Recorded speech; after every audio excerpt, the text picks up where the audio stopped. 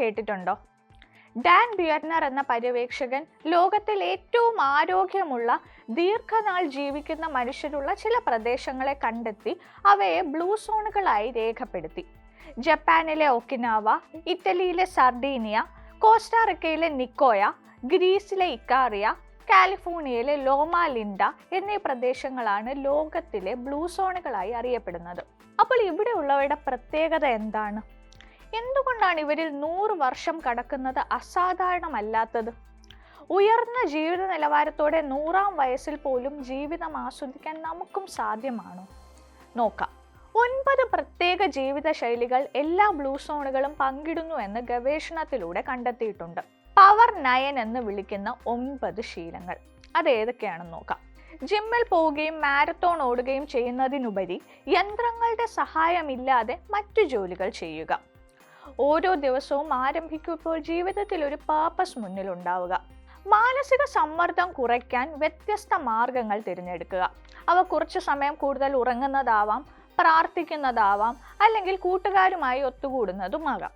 ഭക്ഷണം കഴിക്കുമ്പോൾ വയർ ഏകദേശം ഒരു 80% നിറയുന്നതോടെ മതിയാക്കുക. ഭക്ഷണത്തിൽ പയർ വർഗ്ഗങ്ങളുടെ അളവ് കൂട്ടുക. മിതമായ തോതിൽ കൂട്ടുകാർക്കൊപ്പം ഭക്ഷണത്തിന്റെ കൂടെ മദ്യം കഴിക്കുന്നതും ശരീരത്തിന് നല്ലതായി കണക്കാക്കുന്നു. ഏതെങ്കിലും ഫെയ്ത്ത് ബേസ്ഡ് കമ്മ്യൂണിറ്റിയുടെ ഭാഗമാവുക. കുടുംബത്തിന് മുൻഗണന നൽകുക.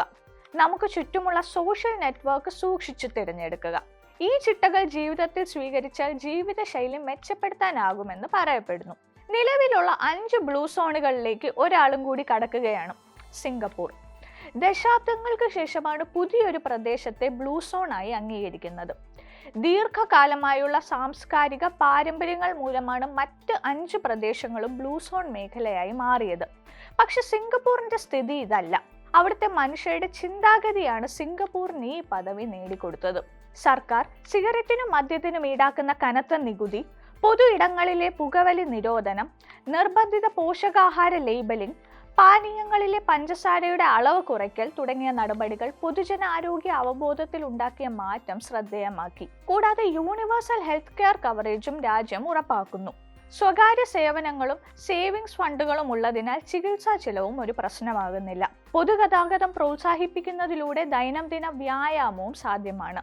സിംഗപ്പൂർ എന്ന് കേൾക്കുമ്പോൾ തന്നെ വളരെ വൃത്തിയുള്ള മനോഹരമായ ഒരു രാജ്യമാണ് അവിടെ സന്ദർശിച്ചിട്ടില്ലാത്തവരുടെ മനസ്സിൽ പോലും കടന്നു വരുന്നത്. ഈ ഒരു അന്തരീക്ഷം അവിടെ താമസിക്കുന്നവരെയും അനുകൂലമായി ബാധിച്ചിട്ടുണ്ട്. ഇത്തരത്തിലൊരു അന്തരീക്ഷത്തിന് കാരണമാകുന്നത് സിംഗപ്പൂരിലെ കർശന നിയമങ്ങൾ തന്നെയാണ്. ഇതെല്ലാം പറയുമ്പോഴും യൂണിവേഴ്സിറ്റി കോളേജ് ലണ്ടനിലെ സോൾ ന്യൂമാൻ എന്ന ഒരു ഗവേഷകന്റെ പഠനത്തിൽ മറ്റ് ചില കാര്യങ്ങളാണ് തെളിയുന്നത്. ബ്ലൂ സോണുകളിൽ നിന്ന് കണ്ടെത്തിയ രേഖകൾ പെൻഷൻ തട്ടിപ്പ്, ക്ലറിക്കൽ എറർ, ജനന മരണ രേഖകളുടെ അഭാവം തുടങ്ങിയവയുടെ ഫലം മാത്രമാണ് എന്ന് ന്യൂമാൻ വാദിക്കുന്നു. ഇതിനൊരു മറുപടി ഡാൻ ബിയർണർ നൽകിയിട്ടുമില്ല.